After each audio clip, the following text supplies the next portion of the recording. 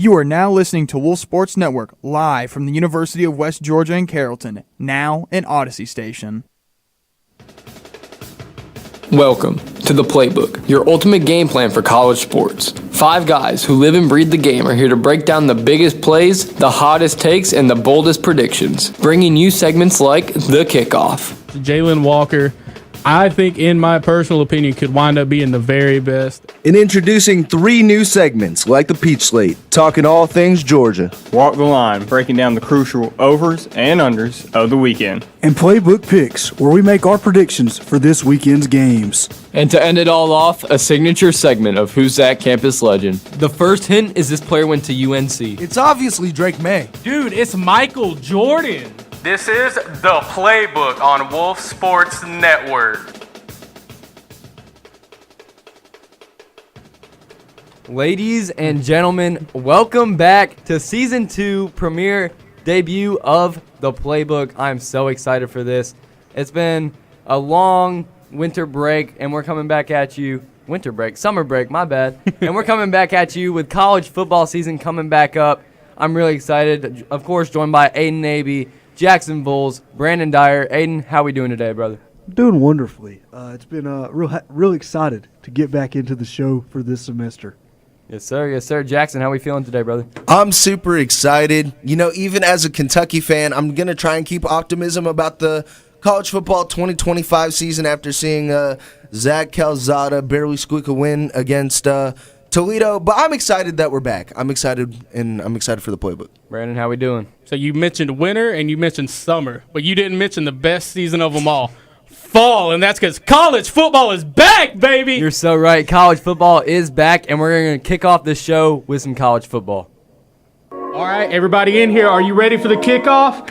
I said, are you ready for the kickoff? You heard it, ladies and gentlemen. It's time to kick off the show, and let's hear some big takeaways from this past offseason. I know week 1 already happened, but we're going to talk about the offseason leading up to the season. Brandon, I'm going to throw this to you. What's your biggest takeaway from the offseason? So I think we're going to have to look at a lot of these top teams and new quarterbacks coming in to fill spots. We have Texas, we have Ohio State, Georgia, Notre Dame, Oregon, all have new starting quarterbacks this season. How are they going to do in the Big Ten, the ACC, and how are they going to do in the SEC against those SEC defenses? So I've been watching college football for a while, and it's unprecedented. Like 50 years, right? It is unprecedented how many top teams in the top 10 that we have that are just starting with new quarterbacks. Yeah. Like LSU has Garrett and Nussmeier. We have Clemson, who has Cade Klubnik, and those are really the only 2 big-name programs right now that have a returning quarterback from last season. Yeah. Texas has Arch Manning going in there. You have Notre Dame with C.J. Carr. We don't know what he's about yet. He had an okay game against Miami. And Carson Beck had a pretty good game against He did have a great game, Notre though. Dame. We'll talk about that a little bit later. All right, Jackson, I'm going to throw this one to you. What's your biggest takeaway from the offseason? My biggest takeaway from the offseason, Brandon Dyer speaks upon about reshaping rosters, but what else goes into reshaping college organizations is with coaches and reallocating money and funds with relating from the head coach to obviously trying to build a better program, bringing better recruits, and some notable guys who took a big pay cut this offseason. We have Brent Venables took a $1 million pay cut over at Oklahoma. Mike Gundy took a $2 million pay cut at Oklahoma State. And Mike Norvell took the biggest pay cut from $9.5 million a year to $4.5 million to obviously bringing guys like Deuce Robinson, Squirrel White, and I hate to say, Squirrel White, I'm actually a really big fan of, despite of him, as I said on Sports Out of Pocket, crapping on our Kentucky team when he was at Tennessee.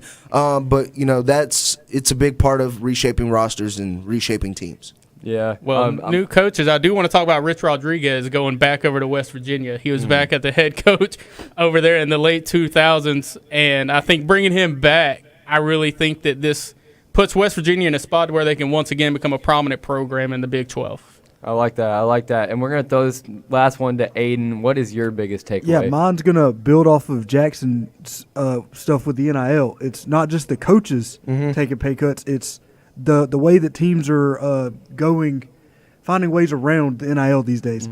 Middle Tennessee State cut all of their jerseys. They went to 2 jersey combinations to get $600,000 more to give to their players. Nico Iamaleava. Iamaleava negotiated. He did, yeah. Tried to negotiate new deals. Ended up losing his job and losing money. Yeah. So you're just seeing schools and players figure out how to work within NIL together in real time. And I think that Nico Iamaleava thing led to what the announcement was yesterday, which was the transfer portal only being open for the winter instead of opening it for the spring. That way there's clarity for head coaches going into seasons, and you can't just do what he did to Tennessee and wind up leaving right in the middle of spring practice. Yeah, Brandon, I want to stay with you for this next topic. So, Alabama without Nick Saban, is their dynasty over? They lost week 1. Like, how we feeling about Alabama? The dynasty, I think, y'all, is now over. I don't think they're ever going to be as dominant as they were, but that doesn't mean they're not a good program still. I think that what wound up happening against Florida State was they came out and they got punched in the mouth early by Florida State, and they moved to where they wasn't running the football at all. What wound up happening was their first drive of that game was a 17-play drive, and they ran the ball 10 times on that drive, went down, scored a touchdown. That was the only touchdown they scored until midway through the third quarter of that game. So what they did was they just moved away from running the football, and that's what you have to do when you have someone new like Ty Simpson stepping in at quarterback. Yeah. He threw 43 passes in that game against one of the best defenses in the ACC. And as a new starting quarterback making his first start, you cannot rely on 43 passes from a first-time starter. Yeah, and this is the same Florida State team that they lost to that won 2 games last season. And they only brought back 8 starters, and so that's definitely not a good look for Alabama and Kalen DeBoer over there. But I will say on the flip side of that, this shows how much Florida State grew in the offseason. It does, yeah. Because I had been telling everyone about this guy named Tommy Castellanos in the offseason and how much of a dual-threat quarterback he was. He's a great quarterback. And, he ran all over Georgia Tech 2 years ago whenever he played us, and we're going to see how he does at Florida State. I think he's going to be one of the premier quarterbacks to come out of the ACC this year. I actually want to kind of pedal back to the Alabama topic, and you were talking about obviously bringing in new guys like Ty Simpson, and obviously you see the change of culture of, Nick Saban. I feel like there's too much hate on Kalen DeBoer. Kalen DeBoer is a really solid head coach. He's a great head coach. You're bringing a guy from Washington. I feel like there was a lot of hype around him when he helped Washington to the playoff berth with Michael Penix, bringing him into Alabama. But when you have to fill in huge shoes like Nick Saban, who is the best college football head coach of all time, obviously there's going to be a lot of scrutiny against you. So, it's 2 different styles of coaching that you're going from. You're going from Nick Saban, who's a hard coach. He demands discipline out of players, to Kalen DeBoer, who in a video you had a offensive lineman holding a phone while trying to do a warm-up drill. So there's Nick Saban 2 different environments that you're going into, and I think that's going to play a whole lot in Kalen DeBoer not really having a whole lot of success at Alabama. I get those are big shoes to fill. But guys, Kalen DeBoer is going to be fine at Alabama. This guy has won every single place he's been to, and he's not just won a little bit. This guy went to the national title game with Washington in his second year with the program. Yeah, Kalen DeBoer is a great coach. He will succeed at Alabama. Give him time. It's Alabama, and they just played Florida State on the road. This is not. I still think they're a 9-3, possibly a 10-win team. Yeah, they didn't get beat by Louisiana Monroe at home, guys. They went on the road to Florida State, a team that their coach took a $5 million pay cut to bring recruits in to load this roster up. Yeah. This Florida State team is very good. There's talent everywhere. That is something that is lost. We do have to remember Nick Saban, year 1, did wind up losing to Louisiana Monroe until he finally got his recruits that he wanted to get in. Yeah. So maybe we give Kalen a little bit more time. Maybe we're being a little bit too harsh on him. But for me, I just don't think it's going to happen. Leading into this next game, that probably the game of the weekend, and Jackson, you were talking about Ty Simpson being a new quarterback for Alabama. I want to talk about another team that brought in a new quarterback, Miami, upsetting Notre Dame, who was a championship team last year, upsetting them 27-24 with Carson Beck at the helm. This is Miami's first win over a top 10 team in 8 years, I think. But Carson Beck had a solid debut in his first start, 205 yards, 2 touchdowns. C.J. Daniels had probably already catch of the year candidate for that one-handed grab he had. This was a really good game, exactly what I expected out of it. Miami and Notre Dame both had over 300 yards total, but in the end, Miami was able to close it out. Great interception in the fourth quarter by Reuben Bain. And then Carter Davis, their kicker from FAU transfer, with a 47-yard field goal with a minute left to seal the game. And I'm not going to lie, Notre Dame fought back from a 14-point deficit, so pretty impressive. C.J. Carr had a great start, 221 yards, 19 for 30, 2 touchdowns, a pick, and a rushing touchdown. But they came back from down 14, but they could not get it done. And I kind of want to transition this into the other championship team, Ohio State against Texas, which some people like to say this was a kind of a disappointing game. It was a mediocre game. This was the most touted game this weekend, and it kind of just flopped. So I'm going to kind of throw this to Aiden. What was your thoughts on this game? My thoughts on this game was it looked like two teams that have new quarterbacks in there. Julian Sand for Ohio State, Arch Manning for Texas. Quarterbacks who don't have a lot of experience in these big games. They both got thrown into the biggest game of the year for both teams. Yeah. And both offenses really struggled. You could tell that it was their first time in a huge environment. Neither team looked explosive on offense. Ohio State especially did not look to have what they had last year on that run to the playoffs. There wasn't a lot out of Jeremiah Smith. Such high hopes for Jeremiah Smith, the weapons on this Ohio State offense. Yeah. And they weren't utilized successfully in this game. You still have Carnell Tate over there. Can I actually piggyback off you for this one with this Texas-Ohio State game? In my opinion, C.J. Carr had a better offensive performance than Julian Sayin did this past week. What I saw from this Texas-Ohio State game, again, you also got to remember, with this Texas offense, you have key departures in Matthew Golden and Isaiah Bond, who are obviously now in the NFL. But, everybody talks about the Ryan W. from Alabama. I love the Ryan W. from Texas and Ryan Wingo. I'm actually necessarily a big fan of him. I think Ohio State's defense took it down. They forced 6 turnovers in that last game versus Texas. And you have Julian saying, I feel like he's going to gradually get better. You have weapons such as Jeremiah Smith, who was a preseason favorite for that Heisman candidate. And then you still have a returning receiver in Carnell Tate, who obviously has experience in that Ohio State offense. And then you bring in a guy from Brandon is a really big fan of this team, West Virginia. He speaks a lot upon him. And C.J. Donaldson, who looked phenomenal, had to carry the weight. Obviously, you have the loss of Quinshon Judkins and Travion Henderson. And then, obviously, on the other side of the ball, you have Caleb Downs, who is one of the best defensive players in all of college football. I was disappointed. It was underwhelming. But, again, it's a new experience for these starting quarterbacks. And I like how you mentioned Travion Henderson and Quinshon Judkins both leaving to go to the NFL draft. But this is still 2 high-powered offenses, but even better defenses. And I think this was, a sloppy game. It's week 1. It's going to be a sloppy game. It's going to take them a second to get into the groove. And I feel like if we would have had this later on in the season, this would have been a much better matchup. But I still like what we saw out of both teams. I see a lot of improvement needed. But at the end of the day, it was a little underwhelming seeing such a low-scoring game and pretty upsetting quarterback play from both sides. We expected very high quarterback play out of Arch Manning, and that he didn't produce. So we'll see more stuff going on. I think that what gets lost in all this and a lot of conversation is about Arch Manning and how bad he played. But I think that, if anything, this is a testament to Texas's defense and how they are as a whole entire team. Because I think that Arch Manning didn't have the greatest game, but you have to remember this was the first time he ever played against a Power 4 team, and he went up against one of the best defenses in the entire country in Ohio State on the road at Ohio State at the shoe.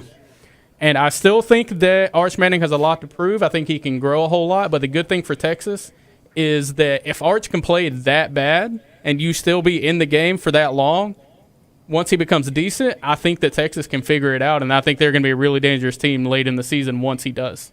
And I like how you said that. And speaking of Texas losing this past weekend, LSU having a great game against Clemson, should they be looked as the new frontrunner in the SEC, Jackson? Look, I actually want to say some things about this game. A lot of people had a lot of doubts about LSU's defense. A lot of people were high on LSU's offense, and high on Clemson's defense. I don't like what Clemson head coach Dabo Swinney said during the during the game he's like, oh, it was pretty evenly matched up the entire game during his press conference. And then you transition to LSU's head coach Brian Kelly. He's like, no, we dominated them in the second half with our defense. And that was 100% second half if I was Dabo Swinney either. Yeah. I mean, LSU's defense held the Clemson Tigers to 261 total yards and only 31 rushing yards last game. And paired with LSU's running back, who had a phenomenal run, who had a phenomenal game, Caden Durham with 74 yards.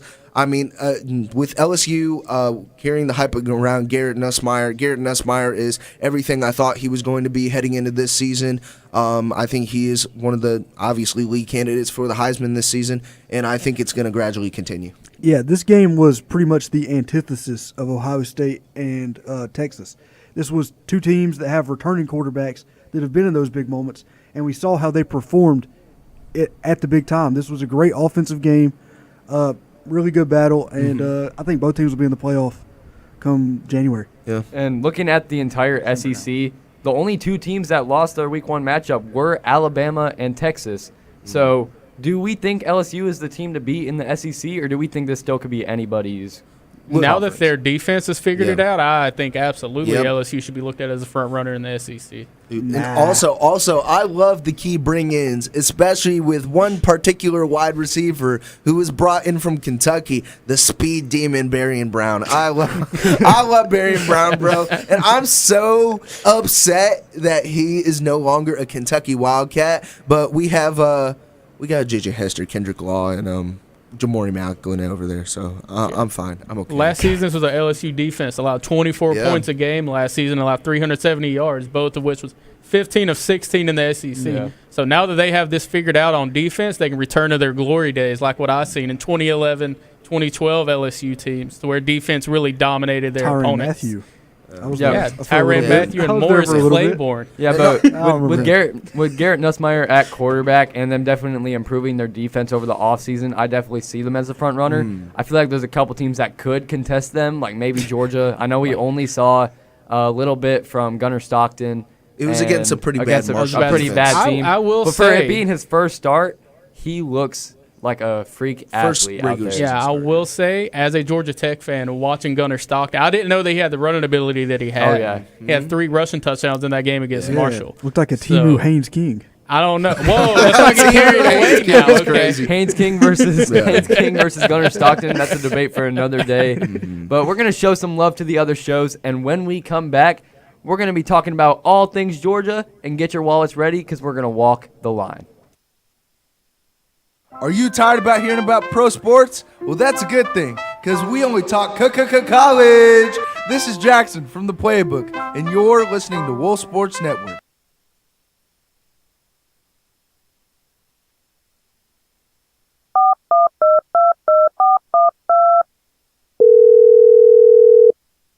Hello?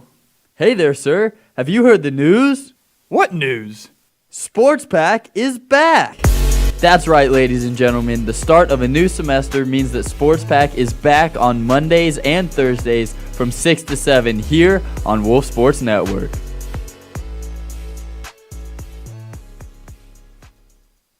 This season, everything changes.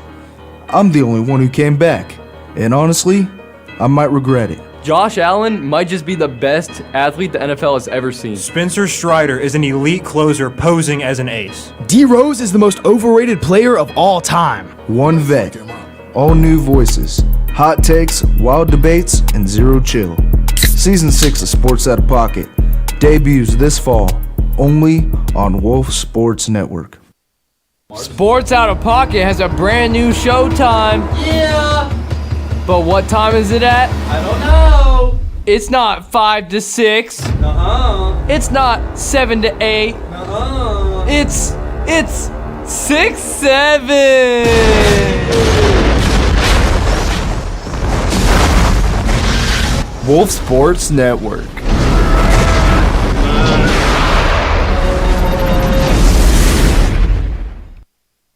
Hello? Can anybody hear me? I can't see anything. It's like a snowstorm out here. JT, I need your help. What? Who goes there? I'm the ghost of Out of Pocket Past. Nah, bro. I don't mess with ghosts. but I need a sports fan that has zero chill. Well, now that you mentioned that, this is going to be Out of Pocket. Tune in to Season 6 of Sports Out of Pocket, Zero Chill, Wednesdays at 6 on Wolf Sports Network.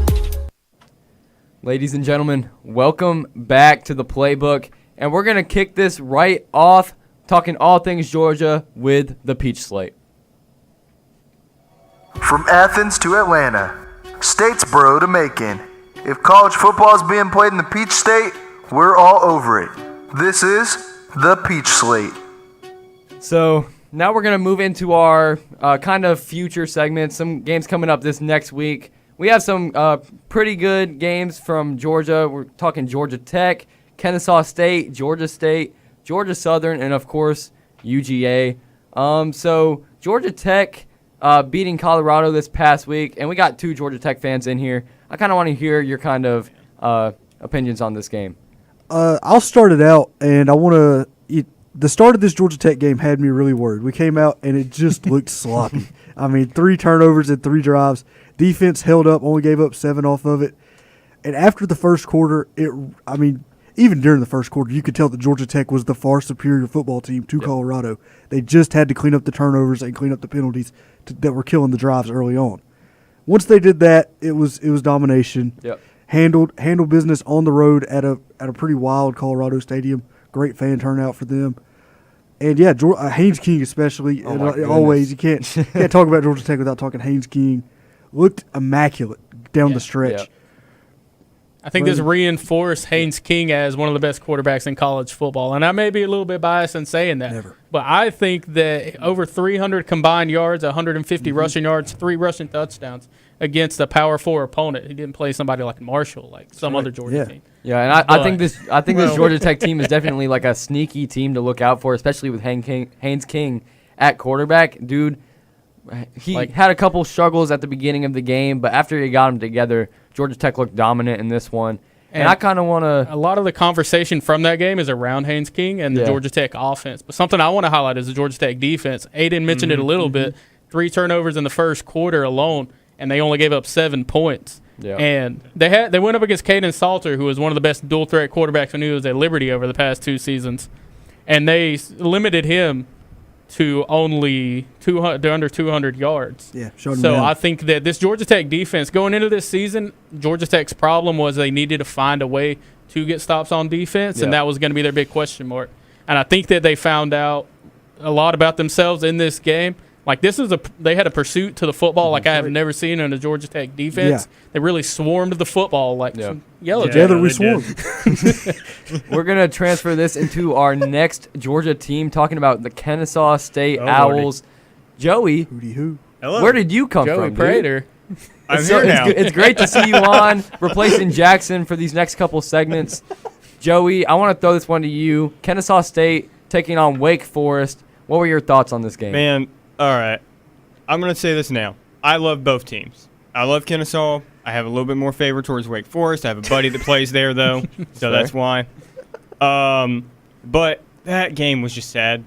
It was sad. Like, it was surprisingly, 0 turnovers. Looking at that game, you would expect turnover central. Neither team turned over the ball except on 4th down. Just bad offense. Yeah. Well, the final score, if it was Wake Forest, did wind up winning the game 10-9. So this wasn't an offensive shootout. I know, dude. Pretty high scoring game this right is like there. if Texas and Ohio State was number 121 versus number 123. It pretty much was. It's the definition of a mid-Texas versus a mid-Ohio State going at it. And this is exactly the same results we got out of Texas and Ohio State. Brandon, do you have anything to add to this? I do think there was a wide receiver, like we talked about offense not doing well. There was a wide receiver, Gabriel Bernard, who had 5 catches for 103 yards. There we go. And the quarterback for Kennesaw State really didn't look that good at all. Only completed 12 of his 33 passes. But they relied on the run game, and they established ball control, and that's what kept Kennesaw State in this game. They ran the ball 41 times. And if you're a lower-level opponent, then – you have to try and keep that time of possession in your favor. That way you keep the ball out of the other team's offense. And I really think something that's overlooked, the defense of Kennesaw State and how good of a job that they started against these Demon Deacons. I think this was a program-defining – I hate to say program-defining loss, but this was a big step forward for Kennesaw State against a Power 4 opponent that I think kind of leads them into the next direction of Jerry Mack in this new era of Kennesaw State football.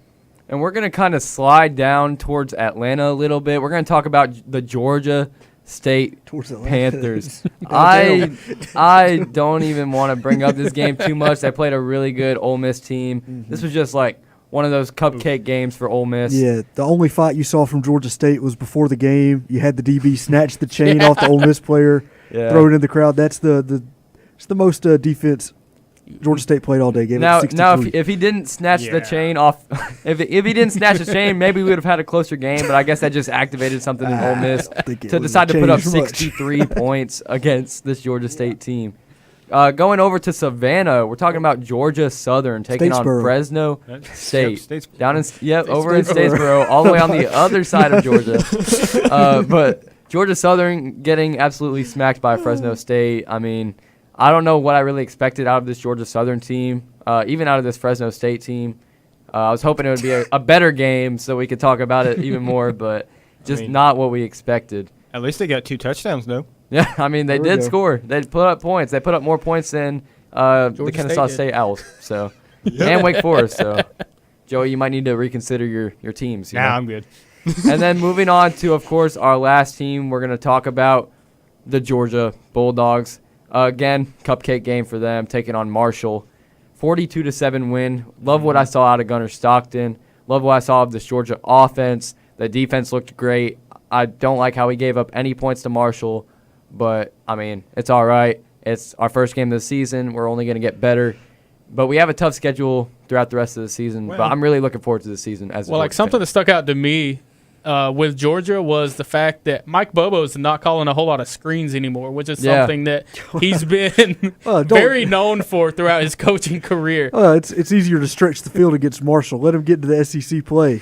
Screens I think that Gunnar Stockton did a good job of containing the offense, again, establishing himself as really a dual-threat quarterback when it came in this game. And I think that just the Georgia offense looked a whole lot better than they did at any point last season. Yeah, I really like what you were saying about that. And so now we are going to go ahead and get out your wallets because it's time to walk the line. There is no way Carson Beck is throwing for 240 this game. Are you kidding me? This is a cakewalk for him. I'm hitting the over. Walk the line. You heard it, ladies and gentlemen. It is time to walk the line, and we have a couple lines that we're going to look at in this game, and we're going to kind of pick on if they cover the spread or not. Starting off with SMU is favored by 2.5 points over Baylor. I'm going to throw this one to Joey first. So, actually, just looked at it. SMU is now favored even more. Oh, there we go. They are now favored by 7.5. Ooh. So, that's okay, that great. changed. Yep. Does that change your predictions in any way? No, I'm still going SMU by 2 touchdowns. Okay. Wow, okay. But, I mean, yeah. I'd say Baylor just isn't a strong team, so I don't know how they were only favored by 2.5. Mm-hmm. SMU, I feel like, is going to just be at home as well and just have an easy game for them. Mm-hmm. Like, maybe tough defense to go against, but no. Yeah. Really good SMU team. Returned a lot after a surprisingly good debut ACC season last year. I think SMU takes care of business too. I agree with Joey over here, but it's for the exact opposite reason. I don't have any kind of faith in this Baylor defense. Yeah, because Auburn went into Baylor last weekend, and Jackson Arnold accounted for 307 yards in the entire game. I think that Jackson Arnold really established himself as a good quarterback. Because last season at Oklahoma, he didn't look that good. We didn't think that he was going to be able to make it in the SEC. But Baylor, they could not stop him at all. And I think that Baylor really struggled against the run, and that is something that SMU has prided themselves on.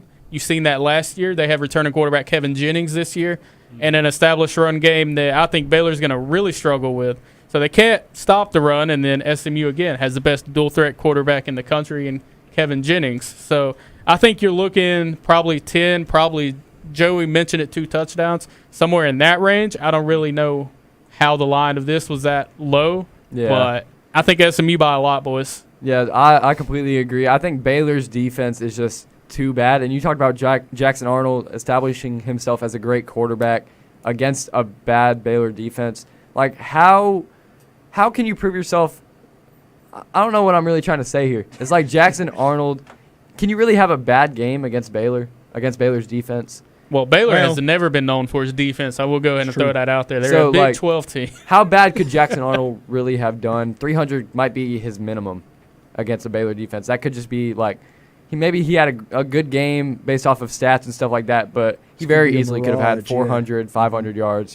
This could have been very easily this could very easily be a very, very big win for SMU going against that Baylor defense. Record-breaking performance for Kevin Jennings. Look out. We're going to go into this next one. West Virginia favored by 3.5 points over Ohio.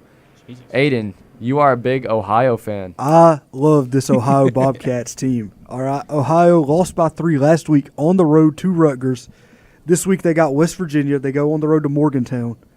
Parker Navarro last week had 4 total touchdowns on the road to start out the year. 300 passing yards, 100 rushing yards, 3 passing touchdowns, a rushing touchdown. Coming off of a MAC Player of the Year season where he ran for 1,000 yards and 18 touchdowns as a quarterback. Give me the Bobcats over West Virginia straight up. They're 3.5-point underdogs. Ooh. I think they win this game outright. You think they win the game? So you mentioned a whole lot of these stats from this quarterback, for Navarro, for Ohio. Parker Navarro. You care to explain to the audience who Ohio played last week and what the result of that game was? Okay, they played Rutgers. They went on the road. They lost 34-31. Parker Navarro to Rutgers. Rutgers is a good team. Guys. The Power 4 powerhouse, Rutgers Scarlet Knights, boys. Rutgers always has a good defense. If you watch these Rutgers teams, they always give problems to they've played Ohio State close the last 2 years. Really have shut down that offense. Parker Navarro could run the ball against them. Parker Navarro can run, can pass, can do everything out of a quarterback. He is virtually impossible to game plan for. Granted, I did like a whole lot that I've seen out of Parker Navarro out of the highlights that you did show me. I will say, Aiden, you had me bought a little bit on the Parker Navarro hype. I really like Parker Navarro, what I saw out of him in those highlights that I watched.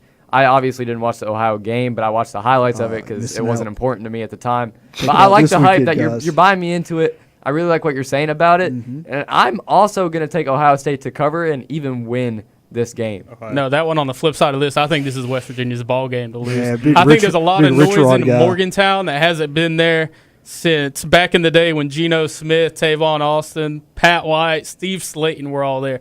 I'm telling you, this West Virginia offense with Rich Rodriguez coming back and implementing that offensive strategy, I think they looked explosive last week, and I think that they followed it up by beating an Ohio State or Ohio team who couldn't pull off a win against, say it with me now, the Rutgers Scarlet Knights last week. Greg Schiano's got them boys playing good defense. Man. He always does. West Virginia at 3.5. I think West Virginia wins this game by, I'm going to say 7 points. I'd say a touchdown. Nah, the noise in Athens, Ohio is going to be much louder than that in Morgantown after this one. Joey, who do we think's covering the spread in this one? I'm with Brandon. West Virginia. West Virginia? I mean, we're taking a little risk picking the underdogs, but I like it. I'm all for Ohio and for Parker Navarro. But we're going to throw this one to the next game. Arizona State is favored by 6.5 points over Mississippi State. Brandon, what do you think about this? You have a Big 12 favorite in Arizona State, top 12 team in the country, going up against the worst SEC team in the entire conference, and you're only favored by 6.5? Like, you even have Ole Miss favored by 10.5 over Kentucky. And I would argue, like, I didn't see Arizona State is a way better team than I think Ole Miss is. And I don't understand who set this line for this game, but I know that Mississippi State won 7 games last season, but I think that this is a much more focused Arizona State team than we even seen last year, especially with Sam Leavitt going into his second year as a starter over there. I think that he established himself again as a dual-threat quarterback, running for 73 yards last week. And I think that they're going to roll into Starkville, and they're going to win by a lot more than 6.5. Okay, let me defend Mississippi State last year. All right, last year they lost by 7 at Arizona State. This was a playoff team in Arizona State. Cam Scatterbo had 262 yards running and 35 yards receiving, a 300-yard game. and Mississippi State lost by 7. So this year, Arizona State has to come to Starkville. Arizona State hasn't been able to find a hotel in Starkville. They got to stay an hour and a half down the road because all the hotels in Starkville were booked up from the Mississippi State fans that are ready for this game. I think Mississippi State's covering when Arizona State comes to town. This Arizona State team does not have Cam Scatabo anymore. Sam Leavitt, Kenny Dillingham has really made a jump with this team. Sam Leavitt has made a jump leading this team as a quarterback. Yeah. But it's not enough for them. I was going to say, all the signs point to them winning by more than 7 this year. I don't think so. I have to agree with Aiden here. But it's still an SEC environment that they're heading into. I think Mississippi State beats the spread. They cover it. I don't think this is the same Arizona State team we saw last year. They lost their biggest weapon in Cam Scatabo. I don't think this offense is going to be as powerful. I think Mississippi State has a solid shot at even winning this game. Even if they don't, they will for sure cover this. Yeah, I would take Arizona State to win. Underrating Sam Leavitt. Arizona State money line. Sam Leavitt's one of the best quarterbacks in the country, and I'll die on that hill. I don't see Mississippi State getting dominated in Starkville this weekend. Man, nah. Arizona State's going to walk in there and just mollywop them. I don't know if they're going to mollywop them. But I was about to say they're going to cattywampus their way up in there, and I think they're going to get maybe a 10-point win. It's a long drive from Tupelo, guys. Now, the game that I want to talk about is my hometown Syracuse Orange taking on the Yukon Huskies. The line, they are favored by 6.5, and I think they easily cover this. Steve Angeli back there at quarterback, 274 passing yards last week. He got sacked 5 times, so we need to fix up the offensive line a little bit. But I love what I saw out of our running back, Yasin Willis, having 3 touchdowns last week, averaging 4 yards a carry, 91 rushing yards. Jonte Cook at receiver had a great game with 6 receptions for 58 yards and a touchdown. I love what I see out of the Syracuse team. I don't think UConn is good enough to stop the Syracuse team. And I know a lot of questions about, Kyle McCord's not there anymore. I really like Steve Angeli at quarterback. I think that he can live up to the hype. I think Syracuse is going to have a solid season, and I think they easily cover the spread. I would love to play devil's advocate and say that this UConn team is good. You know, Syracuse lost Kyle McCord. You mentioned that. Yep. They lost Trebor Pena to the transfer portal. It's the only 2 Syracuse players I know, and there was a reason for that because they were the only 2 good ones. But I believe in Coach Fran Brown out there in Syracuse. Yep. This guy is a great team builder. I really believe in what he's building out there in Syracuse. And, I think they beat UConn by 7, guys. What is the spread? Yeah, I was about to say. It's only 6.5. I think that Syracuse winds up winning by, I'm going to say 10. Yeah, if there's a program I don't believe in, it is UConn. That's not well, guess I'm going to be the devil's advocate then. Ooh. I'm taking UConn. Wow, he's taking UConn. This to isn't cover or to basketball, win? Joey, by the way. To win. Joey, this is not basketball. Outright win? All right. Joey's UConn to win is crazy. This is not a basketball game. This is a football game. I don't care. But we're going to show some more love to the other shows, and when we come back, we're going to give our picks for the upcoming week, and then, of course, our signature segment of Who's That Campus Legend, so don't go anywhere. Keep it right here with the Playbook on Wolf Sports Network. But for now, let's take a break. Ian's freestyle went big. But we're going to go bigger. Dang, it's my first season. I feel like a star. I be dropping hot takes. I speak real bizarre. How many views we gonna get? I'd say about 1 mil. Out of Pocket Season 6. We got 0 chill. Tune in to Season 6 of Sports Out of Pocket. Wednesdays at 6 on Wolf Sports Network. Welcome to the Boring Sports Show, where we only bring the most boring sports takes. Who are you? I am Hot Takes Man, and I defend the world from boring sports shows like yours.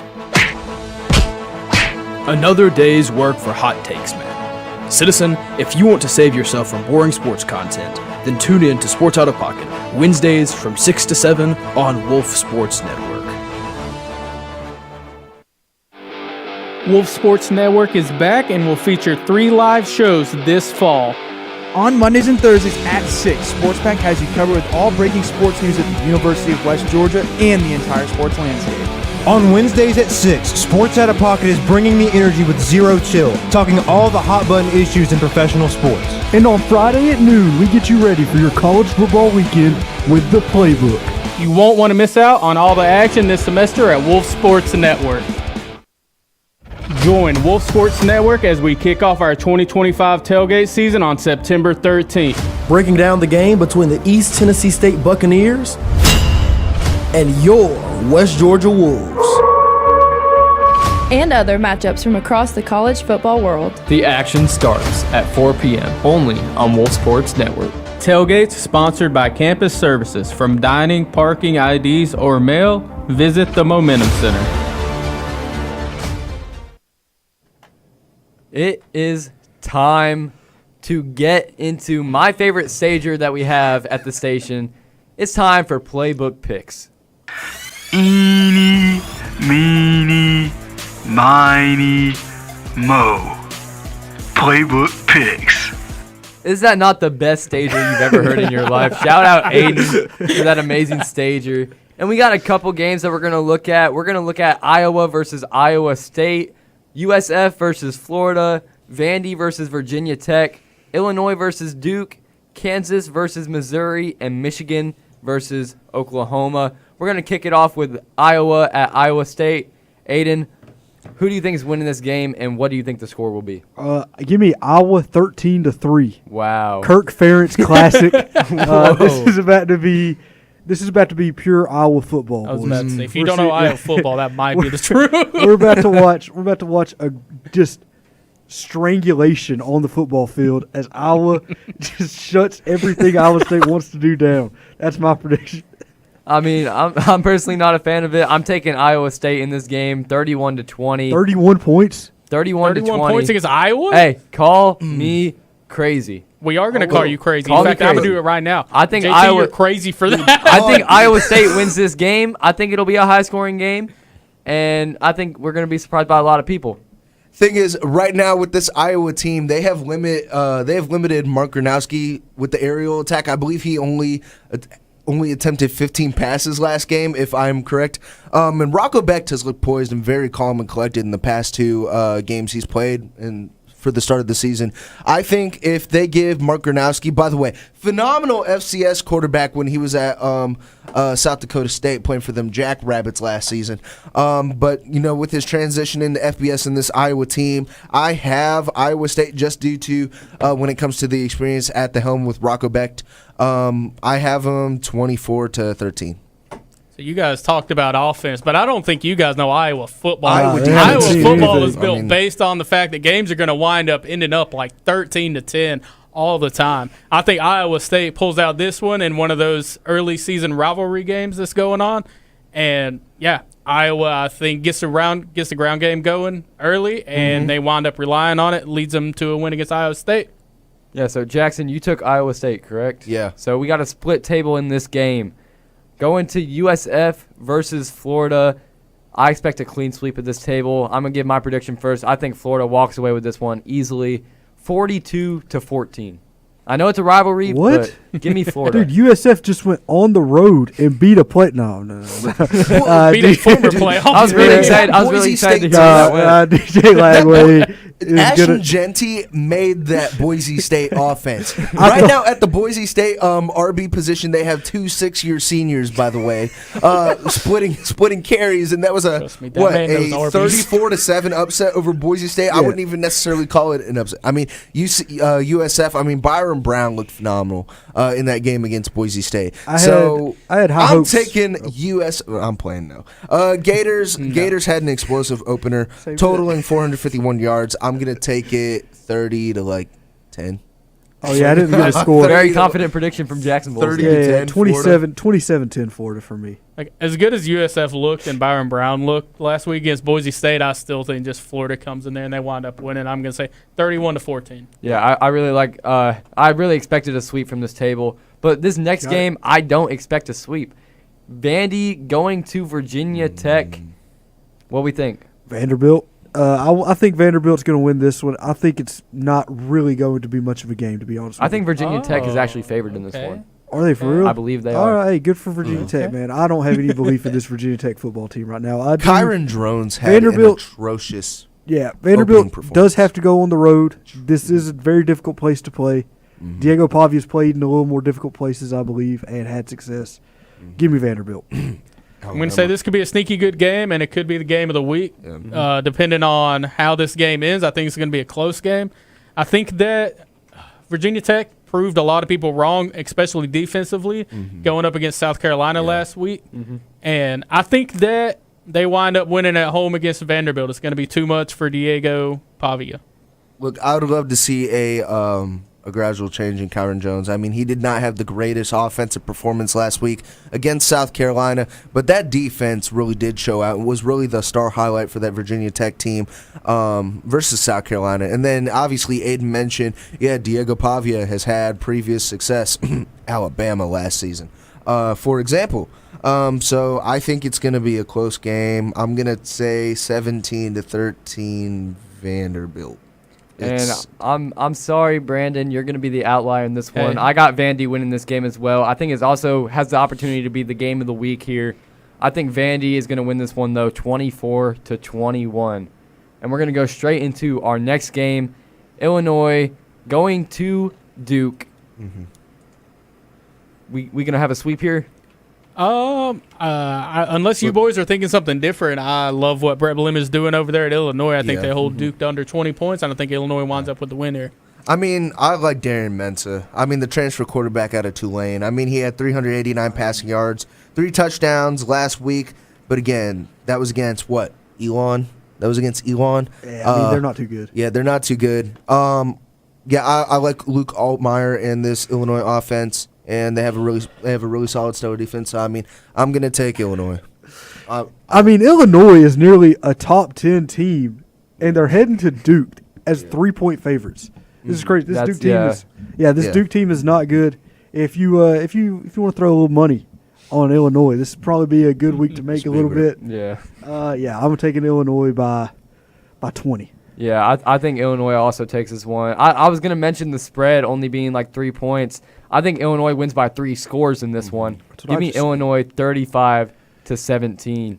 Now, Kansas going to Missouri. Jackson is so excited about this one. Jackson, I'll let you go first. Eeny, meeny, miny. The more you Bo Pribula. I am a big fan No shot. of Bo Pribula. That Mizzou dominated Central Arkansas. It was Central Arkansas. I have Kansas winning. Jalen Daniels had 70% completion, 20 total touchdowns in 2024 last season, and I think that continues. They're phenomenal on third down conversion, so I'm going to take Kansas. As much, actually, you know what? I'm gonna throw it back. I'm gonna go with Mizzou. I'm gonna go with Mizzou. 23-17. Big fan of Bo Pribula when he was behind Drew Aller at Penn State last season. You know, the more you Bo. You know what they say? You can't spell Central Arkansas without Kansas. I think that Mizzou does the same thing that they did last week to Central Arkansas. I think they do that same exact thing to Kansas this week. Give me Mizzou 28-10. Phenomenal run game. Now, Jackson convinced me that Kansas was going to win this game before I pulled up the spread behind me, and he changed his pick after seeing Mizzou was 7-point favorites. I'm going Kansas against the spread, getting to 3-0. Give me the Jayhawks. Wow. So you get a throwback between 2 old Big 12 schools. You're not a big Pribula fan, Brandon? This is what we really dream about of college football, early in the season especially. You have 2 fan bases that hate each other. Missouri and Kansas fans cannot stand each other. It's what make college football what it is. And I think this is going to be a shootout. I don't think 23-17 is going to be right at all. I think that Kansas is going to wind up winning this game like 38-35. Wow. But this could easily wind up being the best game this weekend.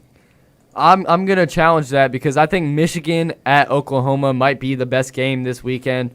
This is going to be a very, very highly touted matchup. 2 really good teams in college football. And give me... This is kind of like going with the stager, eeny, meeny, miny, mo kind of pick right here. Give me Oklahoma winning this one 17-14. I think this game's going to be terrible. I'll be honest with you. I don't think this is going to be a good football game to watch. I think this would have been a fun game to watch when Prince was number 1 on the Billboard charts. But nowadays, Brandon remembers. I'm going to go with this Michigan team. Bryce Underwood, Justice Haynes, they've really overhauled that offense in the offseason. Give me Michigan going on the road, getting a win. Well, when I look at this Michigan, we were talking earlier in the show about new quarterbacks going to new colleges and new teams and coming in. We have Michigan's freshman Bryce Underwood, and then we have John Mateer, which I was a big fan of him at Wazoo, coming in with this Brent Venables team in Oklahoma. I think the biggest factor is Oklahoma's aerial attack against Illinois State. But it was against Illinois State. By the way, shout out. I have a buddy over there who's the kicker for Illinois State, Matt Maldonado. So shout out him real quick. But I like the dynamic duo of Bryce Underwood. By the way, 21 for 31 for 251 yards last week. But again, we talk about facing bigger competition, and Michigan's going from Wheelways to Oklahoma. So I think that Oklahoma could be one of the most underrated teams in the entire country. I think that John Mateer might be one of the best new quarterback additions in the entire college football landscape. And I think that Oklahoma winds up – they're home in this one. So I think that plays into their favor. I think that Oklahoma winds up winning this game. It's going to be really low scoring. I think it's going to be around a 20-17 game. But I think John Mateer winds up having a pretty good game himself. Quarterbacks transferring out of Washington State have been pretty good lately. So. Yeah, the home field advantage is definitely going to play a big role in this one. So I really like Oklahoma. But it is time for our signature segment, Who's That Campus Legend? Bo Jackson, Herschel Walker, Reggie Bush, Cam Newton, Johnny Manziel. What do these guys have in common? All these players know what it's like to be a campus legend. Ladies and gentlemen, it is time for Who's That Campus Legend. Of course, if you know the rules, you know the rules. Jackson, we're going to kick it off to you first. I have some words to say very quick. Uh-oh. I lost to Brandon Dyer in a very close matchup at the Season 1 finale of the Playbook in Who's That Campus Legend. I believe if I was on that first episode in Season 1, I would have won. But you can believe all you want to, but that it's not going to change the fact that I beat you. Lizard. Anyways, all right, we're going to start with the college. Florida. Slim pickings here, boys. I'm going to say no Slim guess. pickings. I'm not. Florida wide receiver. Oh, got it. We've had a lot of Florida wide receivers. We have. I was about to say we've going that's back been to- our bag all to right. pull from. 4th round, 105th overall, 2018 NFL draft. I really want to guess this player, but I'm not going to. I'm going to go with this guy, and we're going to see where it goes. This could be absolutely wrong and a bad guess. Brandon's but locking in for 3. Do y'all want the NFL years? You got to take risks. Go for it. All right. 2018 to 2020. It's a good guess. Short career. And then, are y'all locking in for that? I have no idea who this NFL is. teams, Cleveland Browns and the Miami Dolphins. Oh, I know who this guy I is. know. I don't know if I got his I can't first name remember his right, name. but I know his gosh. last name. I cannot remember this. I've really felt it since No. 4th round. I don't got nothing. I was convinced this guy was going to be great. Just but throw I one didn't. out there, JT. I'm not going to. I don't think Aiden is either. Yeah, I don't have. I don't know if I have All the right. first name right, but I got Joey Galloway. It is not Joey Galloway. It's a similar last name. You don't have No anything? guesses. No guesses Okay. across the table. Antonio Callaway. Antonio Callaway. Hey, As soon as I saw Antonio Galloway, I Callaway, bro. remembered the name. Wow. Yeah. There's no way I that would have got hurts. that. That hurts. Well, Aiden, we're going to kick this one off to you next. Okay. do I get points if it rhymes? No. I think I get half a point. No, No that half doesn't points. count. There's no half That's points not on in this there. one. Okay. My player went to Louisville. Ooh. There's a few good Do I players just that take come a out of Few gamble? good I don't know a players lot out of of players. Louisville, wait. guys. I might. I don't. I'm not gonna. He was a running back. This could still be Lamar. Sorry, guys. No, You know Lamar what? Jackson We- just got cut by the Falcons.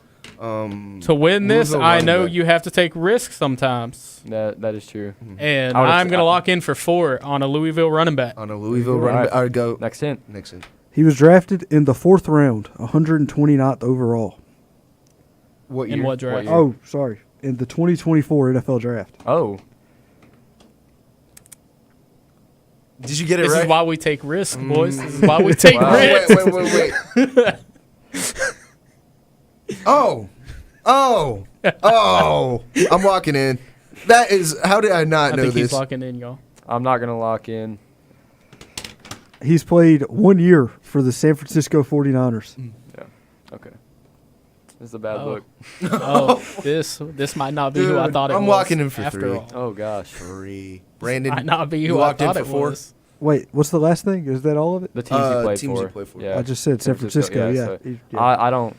This is 2024. bad. I'm and just then- going to throw out a guess. Played I 2024. may have got teams mixed up here. I'm just going to throw out a guess. I don't think this. Oh, no. This isn't right. Oh, gosh. Just go for All it, right. JT. Can The we- worst can that we- could happen can is we you throw- get I know 0 it's not right. points. We Yeah, throw, just throw up our Go. guesses. All Drop the right. guesses. You got Isaac Garindo, Oh, I had a Brees Hall. Brees Hall. Brees no, Hall went to Iowa State. that is true. Oh, Isaac okay. Garindo. Transferred to Iowa It's Isaac State Garindo? from Louisville. That's Isaac Oh, Garindo is so- correct. He did transfer from Wisconsin, but I didn't think 3 that was. points. though. 3 points for 3 me. points for Jackson. Perfect. And Brandon, you're going to go next. I have a Oklahoma guy. Ooh. Oh, I know exactly who this is. We You gotta don't. take big risks, boys. I'm gonna take the taking- Brandon Dyer approach. Is Jackson I'm going to playing. lock in? Do I I'm need to not move walking on, in. or are you locking no, in? No, I'm not actually locking All right, in. he's a linebacker. Oh, Ooh. I'm walking in, and there's a couple linebackers I am thinking of, but I'm gonna walk in for 4. I'm going to wait for the draft position. All right, first Okay. round pick in the 1987 Yeah, supplemental okay. draft. Are we serious? Oh yeah, no, I did not get this right. I did not. He was first I- round. He's regarded I was- as one of the best college I was football really linebackers thinking about of all going for it time. on 4, but I wanted to hear the thing. Yeah, okay. Like I know years I'm can gonna- throw you off, but I'm this guy gonna- is one of the best college football linebackers to I ever got it. exist. Iconic jersey. I got it wrong. I 100% got it wrong. I'm going to need to hear the teams. Active from 87 to 89. Go ahead and give me the teams. Give me the teams. Played for the Seahawks. One of the biggest busts in NFL history. I would argue is the biggest bust in NFL history. Nah, but one of them. But when he was in college, let me tell you, he's one of the best sideline to sideline I don't linebackers to know. ever This, exist. I don't know why this name popped in my Big head. old but I'm neck just gonna- pad on him, right? Yes, sir. Oh, yeah. That's Cowboy definitely collar. not right, but it sounds. All right, Yeah. do we have it? Dude, before you said 1980 something, I was saying Kenneth Murray. But Oh, It's a fun pool. And who'd you throw I up? went Brian Brian Bosworth. Bosworth. The That Boss. is who it is. I knew it was something like I put Boss Tick. Brian Boston. It sounded. Oh, Nick no. Bostick. Great linebacker It is. too It is. today. Yeah. I will give you credit. I was about to say that's a better guess than Joey Galloway. all right, All right, Aiden locked in for 3 there. All right, the my final player, Alabama. Nope. No guesses. Bo Scarborough. This is an Alabama wide receiver. Oh, it's- Wide receiver. Been a lot of good Alabama wide. Yeah. Any guesses? No. No. This No. player was drafted 4th overall Oh, no. in 2015. I should have guessed it. I knew where it was. I'm going. walking Oh, okay. in. I I got should it. have. I All wanted to three be I like got you. Oz the Mentalist and guess it All- on 5. Yeah. But I didn't. Everybody locking in for 3. Everybody's locking in for Yeah, 3. this is- All right, go ahead, flip the boards. The wide receiver one in Vegas. Amari Retired. Cooper. Shout out Amari Cooper, great career in the NFL. Rest in peace. 3 points across the board for everybody. All right. Well, There we go. So I think helped that's out the it. scoreboard Final beautifully. score at the end of week 1. Aiden and Jackson tied at 6. Brandon at 3, and a bad outing for me. I didn't get any points. But That's again, you. thank you guys so much for tuning in to the season premiere of The Playbook, Season 2. I'm so excited for this semester. I hope you guys are too. And we will see you all next Friday.